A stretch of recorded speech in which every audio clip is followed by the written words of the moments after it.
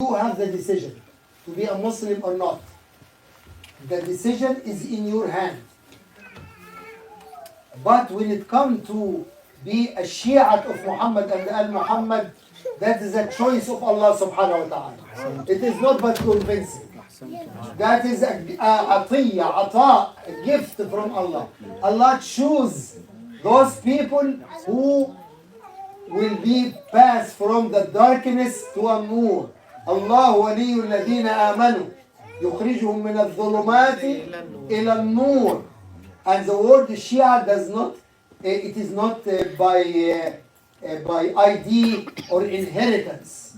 No, there are people who are does not born as a Shia, and Allah guides them miraculously. Maybe Abu Hamza and his family and me are one of those. We have not been born as a Shia at all. It is a miracle of Allah subhanahu wa ta'ala, which extended to us, pick us from darkness and put us on the light. While the opposite is true. There is many Shia by name who their practices and their actions in the life are totally against Muhammad and Al-Muhammad.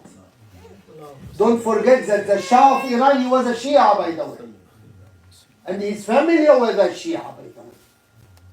And many corrupt Shia now in Lebanon and in many countries, they are Shia by the name. No. The treason which led to the assassination of the leaders were among the Shia. And they were spying for the enemy. So it is not by name or title. No, that is ata from Allah subhanahu wa ta'ala. That's why Imam Ja'far al-Sadiq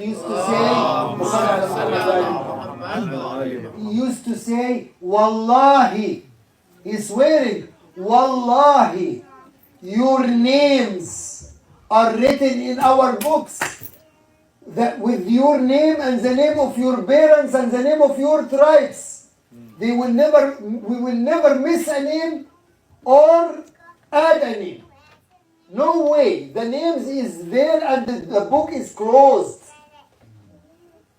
Whatever you can do to add one person, no way. Whatever you can do to remove one person, you know. Not only that, Imam said, alayhi salam, that there is some people, if Allah written upon them that they will be our followers, even if they themselves, they want to escape from that, Allah twisted their neck to be the follower of Muhammad and Allah. That's why it is the will of Allah. That's why our representative in the Ummah always fix it. It never increase or decrease. It is almost the same. That's because it is a privilege given by Allah subhanahu wa ta'ala. While Islam in itself, no, it is depend on your choice. So it is easy to convince a person to say, Ashhadu an la ilaha illallah, Ashhadu anna Muhammadan Rasulullah, but when it comes to Ashhadu anna Aliyan Waliyullah, that is much easier than this. Why? Because that is ata from Allah. Only those who Allah selects. They say it is. Very good. صلوا على محمد. Thank you so much for coming and participating. Inshallah, we hope that we can do this because, as I said in the beginning, while you guys were not here, I believe more in this style, Q&A. Why? Because any other style in majalis, the topic decided by the speaker and enforced on the people. Speeches, the topic decided by the speaker and enforced on the people.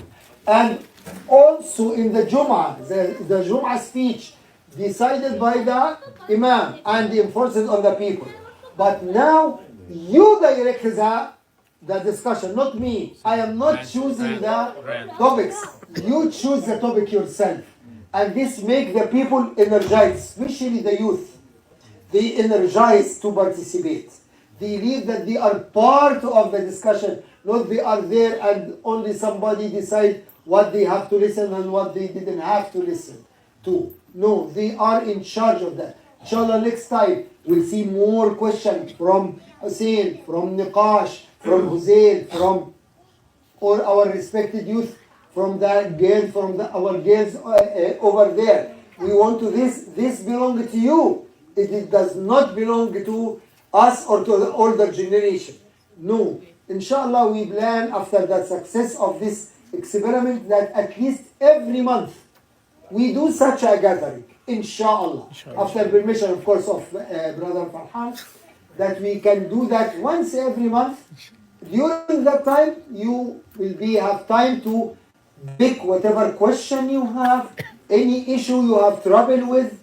The forum is open for any kind of questions, any kind, except as a fiqh question, as I said in the beginning, because fiqh question should be directed to a scholar or the representative of the marja'iyah, because that is a very sensitive issue. Or even if I have to answer, you have to verify with the marja you follow. But any other issue is open for discussion, especially from the youth.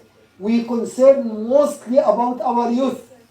And when we say youth, we mean all those between the age of 8 until the age of 40. That is the age of the youth. That is our concern. That is the apple of our eyes. That is why we are here. We are not here for any reason except for our youth. We want to just empower them. We want to prepare them for the future. We want to prepare them for their hereafter. We want to arm them with some weapons through which they can resist the misguidance outside, the temptations outside.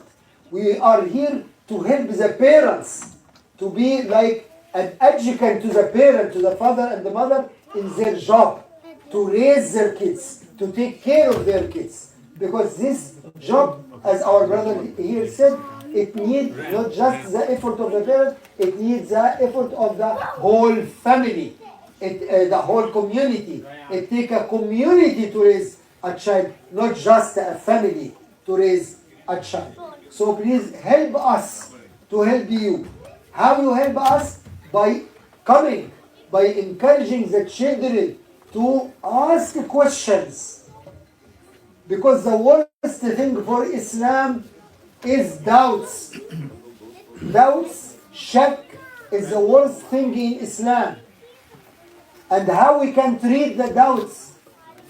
We treat the doubts only with asking questions and remove the doubts. But if you keep the doubt inside your heart, the doubt starts with an unanswered question. It becomes a doubt and keeps circulating. This will misguide you later on. That's why we find a lot of our people, either they change to Sunnis, or they change to other religion, or they become atheists. They didn't believe in anything. That is because of these doubts.